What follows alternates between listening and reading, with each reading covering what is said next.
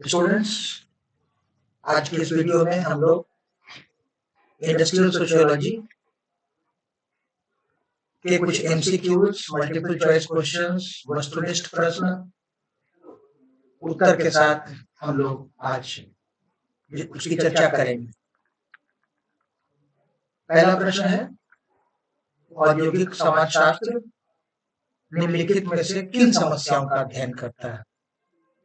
इस क्वेश्चन में ये बताना है कि industrial sociology studies the problems of which type of life, किस जीवन का अध्ययन करता है औद्योगिक समाजशास्त्र।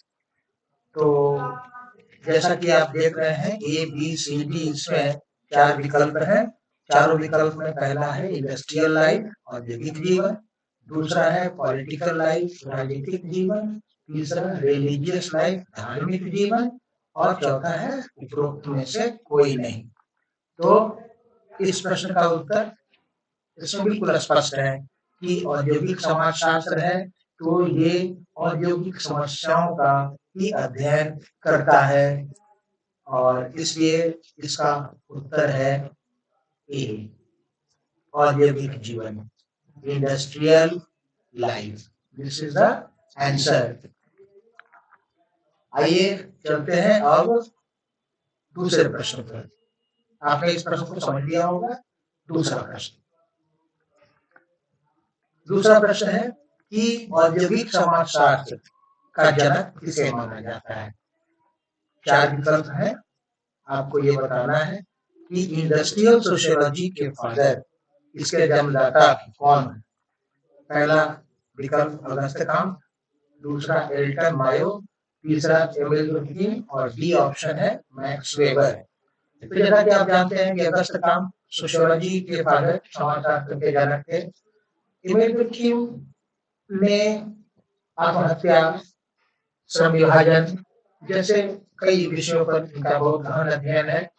एक फंक्शनलिस्ट सोशियोलॉजिस्ट है एमिल डुर्कheim, फ्रांस के समाजशास्त्री, फर्स्ट प्रोफेसर ऑफ सोशियोलॉजी, लेकिन ये औद्योगिक समाजशास्त्र के जनक नहीं है। मैक्स वेबर ने आइडियल टाइप, ब्यूरोक्रेसी, धर्म, नौकरशाही सब का अध्ययन किया। तो औद्योगिक समाजशास्त्र का जनक माना जाता है एल्टन मायो को। एल्टन मायो साहब, इन्होंने वेस्टर्न इलेक्ट्रिक कंपनी में हाउथॉर्न एक्सपेरिमेंट्स किए और ये बताया कि उद्योगों में सामाजिक कारकों का और मनोवैज्ञानिक कारकों का इतना प्रभाव पड़ता है कि इसके कारण उत्पादन क्षमता में वृद्धि हो सकती है, श्रमिकों की उत्पादन क्षमता में वृद्धि हो जाती है। तो पहली बार ये महसूस हुआ हाउथॉर्न एक्सपेरिमेंट्स से।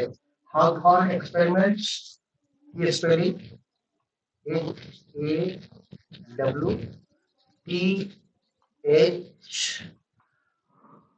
HAWTHORNE,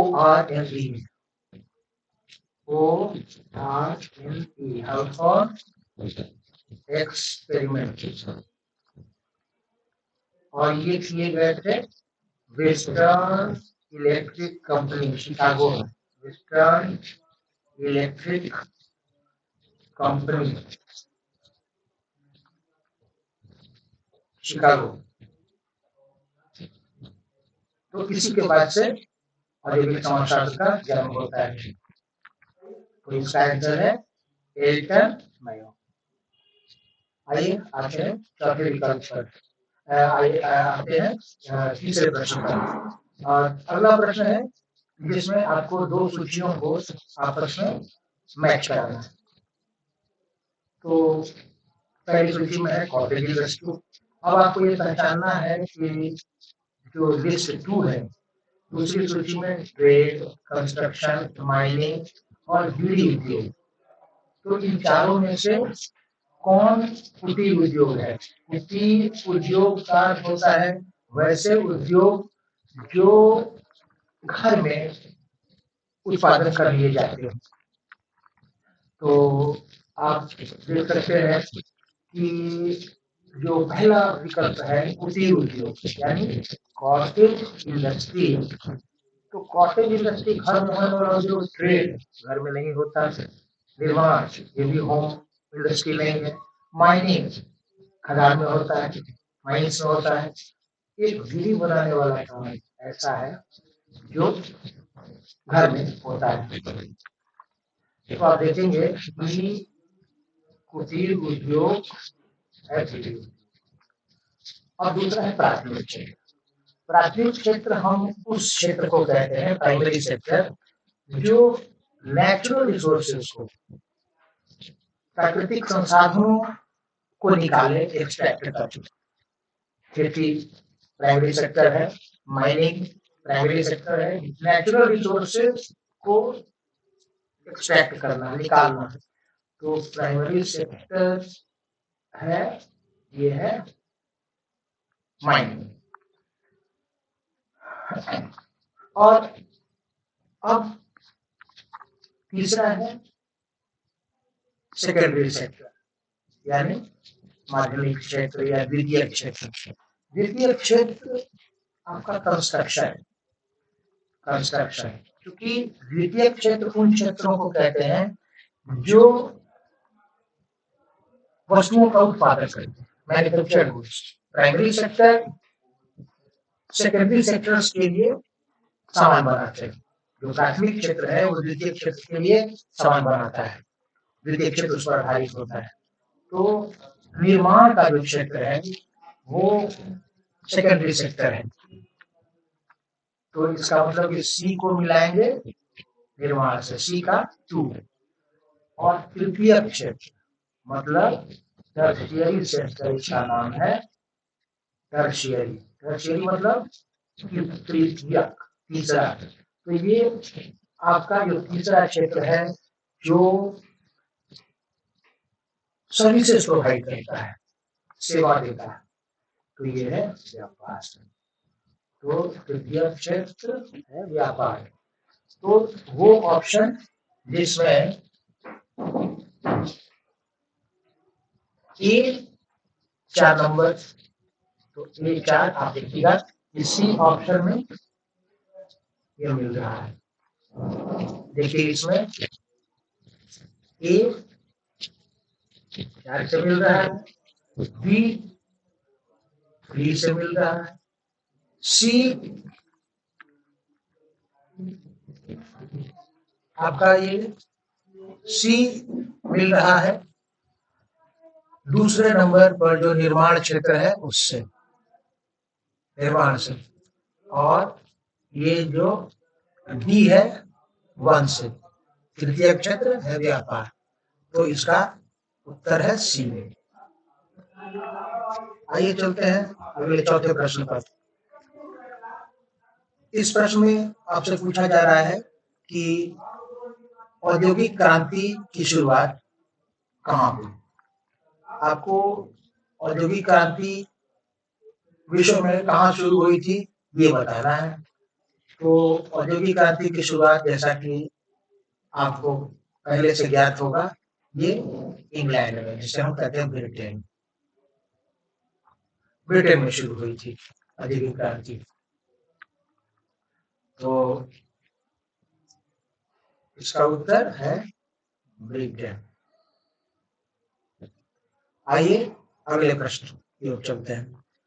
इस प्रश्न में आपसे ये पूछा जा रहा है कि कार्ल मार्क्स के अनुसार निम्नलिखित में से किसको वर्ग संघर्ष के लिए सबसे महत्वपूर्ण तत्व माना जाता है, जिसके बिना वर्ग संघर्ष नहीं हो सकता। क्लास स्ट्रगल की थ्योरी के लिए कार्ल मार्क्स जाने जाते हैं। Karl Marx, theory of class struggle, दो वर्गों के बीच, बुर्जुई प्रोलेटारिएट, पूंजीवादी समाजों में और हर युग में। उन्होंने कहा था history of hitherto all the societies is the history of class struggle. सभी समाजों का इतिहास जो है history of all the societies is the history of class struggle. चाहे कोई भी काल रहा हो, लेकिन उसमें क्लास स्ट्रगल, वर्ग संघर्ष जरूर होता रहा है। तो वर्ग संघर्ष होने के लिए जो सबसे जरूरी है वो यह है कि हम जिस वर्ग के हैं हम अपने वर्ग को पहचाने, वर्ग के प्रति हमारी चेतना हो।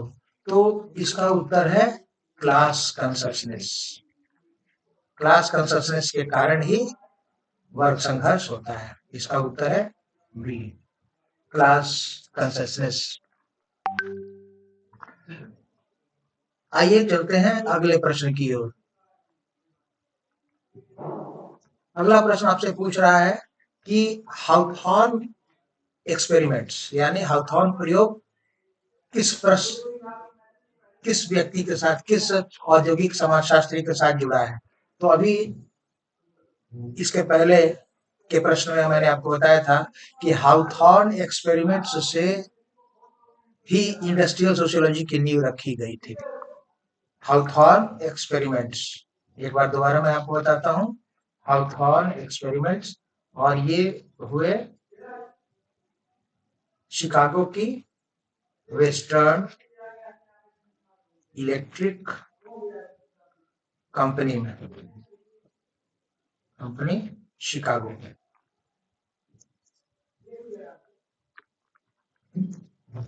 शिकागो, और ये करने वाले थे एल्टन मायो, एल्टन मायो।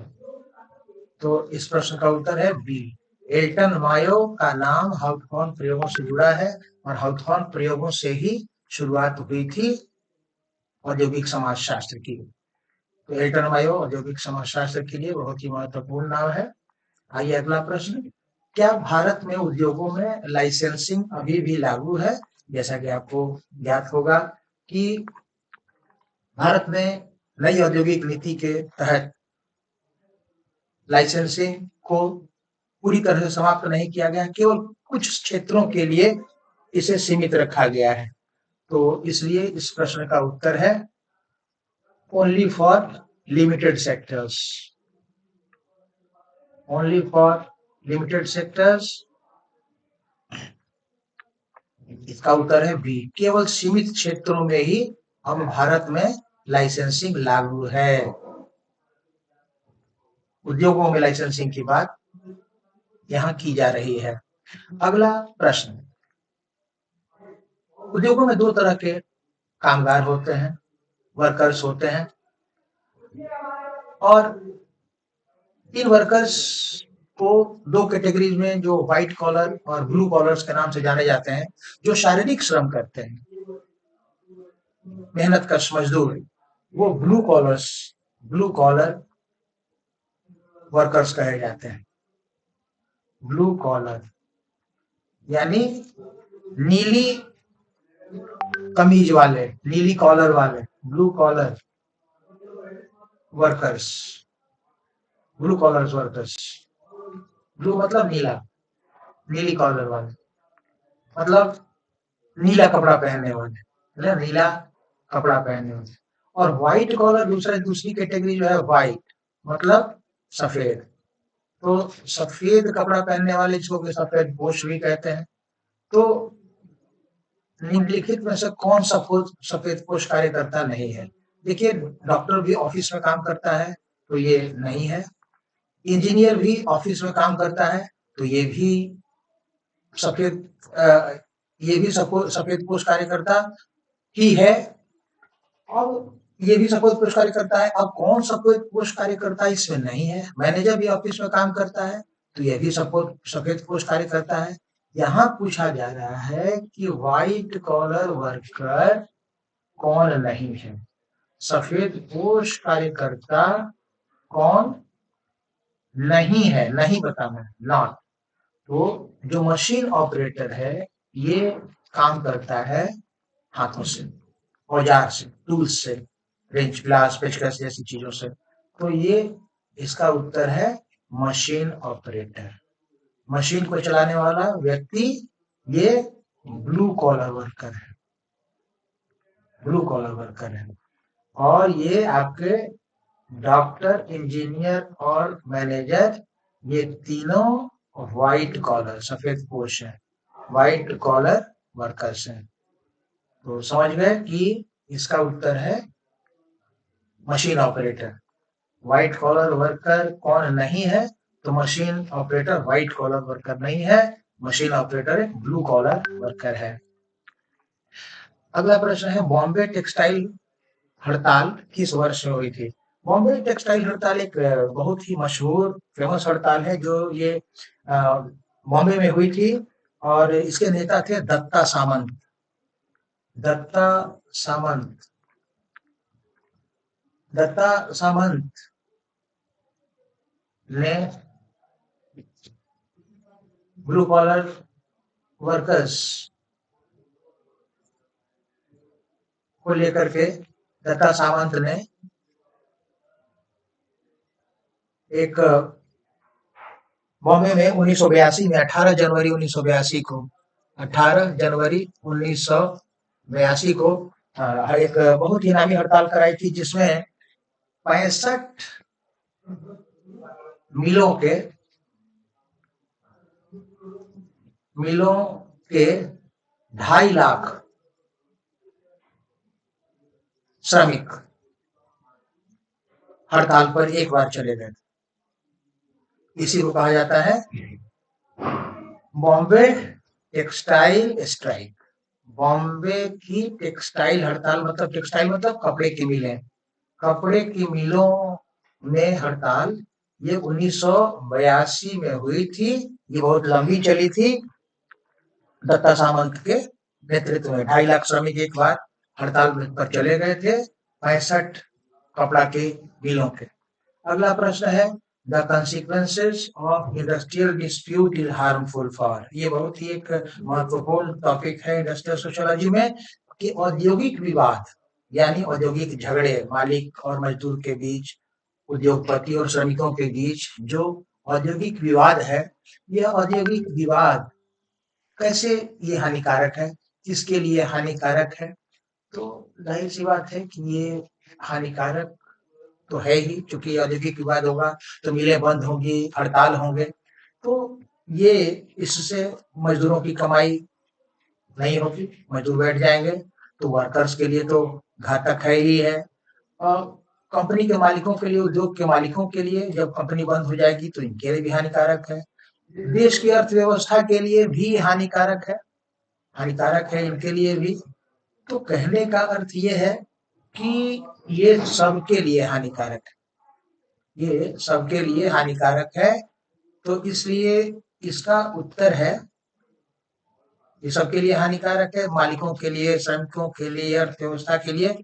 तो इसका आंसर है उपरोक्त सभी, ऑल ऑफ द एबव इसका है आंसर कि औद्योगिक विवाद सभी के लिए हानिकारक है, उपरोक्त सभी के लिए, वर्कर्स के लिए भी, इकोनॉमी के लिए भी, ओनर्स ऑफ द इंडस्ट्रीज के लिए भी, उद्योग के मालिकों के लिए, श्रमिकों के लिए, अर्थव्यवस्था के लिए, तीनों के लिए है। इसलिए इसका आंसर है डी, उपरोक्त सभी के लिए।